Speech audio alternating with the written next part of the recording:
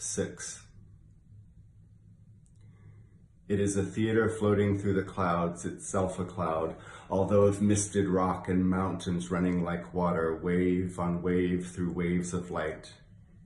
It is of cloud transformed to cloud transformed again, idly, the way a season changes color to no end, except the lavishing of itself in change as light changes yellow into gold, and gold to its opal elements, and fire's delight splashed wide-wise because it likes magnificence and the solemn pleasures of magnificent space. The cloud drifts idly through half-thought-of forms. The theater is filled with flying birds, wild wedges as of a volcano's smoke, palm-eyed and vanishing, a web in a corridor or massive portico. A capital, it may be, is emerging or has just collapsed. The denouement has to be postponed. This is nothing until in a single man contained, nothing until this named thing nameless is and is destroyed. He opens the door of his house on flames. The scholar of one candle sees an arctic effulgence flaring on the frame of everything he is, and he feels afraid.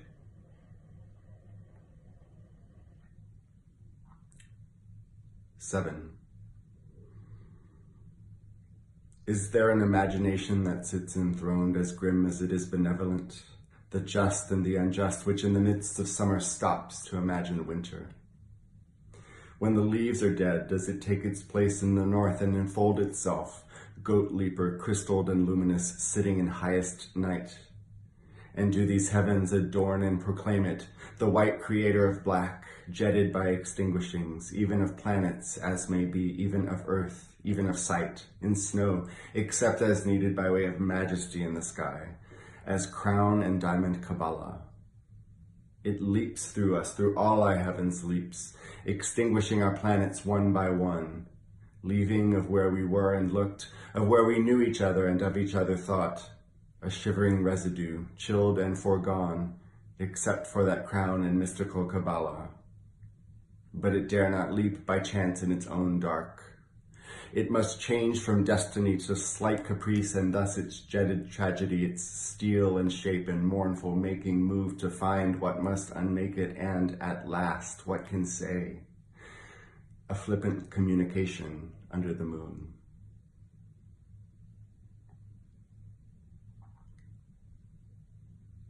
8. There may be always a time of innocence. There is never a place. Or if there is no time, if it is not a thing of time nor of place, existing in the idea of it alone in the sense against calamity, it is not less real. For the oldest and coldest philosopher, there is or may be a time of innocence as pure principle. Its nature is its end, that it should be and yet not be a thing that pinches the pity of the pitiful man. Like a book at evening, beautiful but untrue. Like a book on rising, beautiful and true.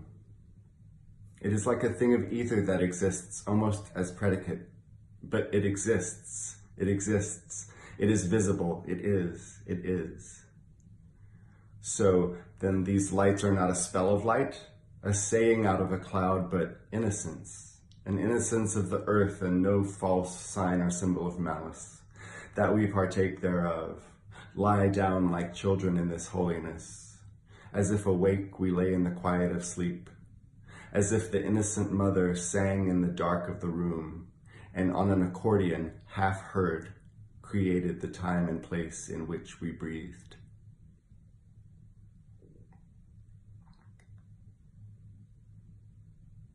9.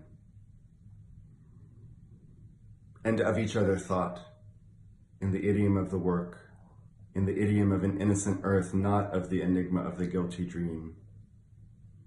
We were as Danes in Denmark all day long, and knew each other well, hale-hearted landsmen for whom the outlandish was another day of the week queerer than Sunday. We thought alike, and that made brothers of us in a home in which we fed on being brothers, fed and fattened as on a decorous honeycomb. This drama that we live, we lay sticky with sleep, this sense of the activity of fate,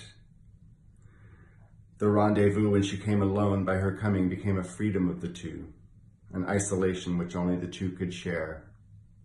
Shall we be found hanging in the trees next spring? Of what disaster in this the imminence, bare limbs, bare trees, and a wind as sharp as salt? The stars are putting on their glittering belts. They throw around their shoulders cloaks that flash like a great shadow's last embellishment. It may come tomorrow in the simplest word, almost as part of innocence, almost as the tenderest and the truest part.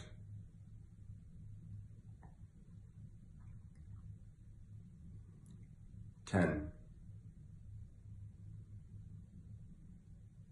An unhappy people in a happy world. Read, Rabbi, the phases of this difference. An unhappy people in an unhappy world. Here are too many mirrors for misery. A happy people in an unhappy world. It cannot be. There's nothing there to roll on the expressive tongue, the finding fang. A happy people in a happy world. Buffo, a ball, an opera, a bar. Turn back to where we were when we began. An unhappy people in a happy world. Now solemnize the secretive syllables. Read to the congregation for today and for tomorrow this extremity, this contrivance of the specter of the spheres, contriving balance to contrive a whole, the vital, the never-failing genius fulfilling his meditations, great and small. In these unhappy he meditates a whole, the full of fortune and the full of fate, as if he lived all lives that he might know, in Hall Harridan, not hushful paradise, to a haggling of wind and weather, by these lights, like a blaze of summer straw in winter's nick.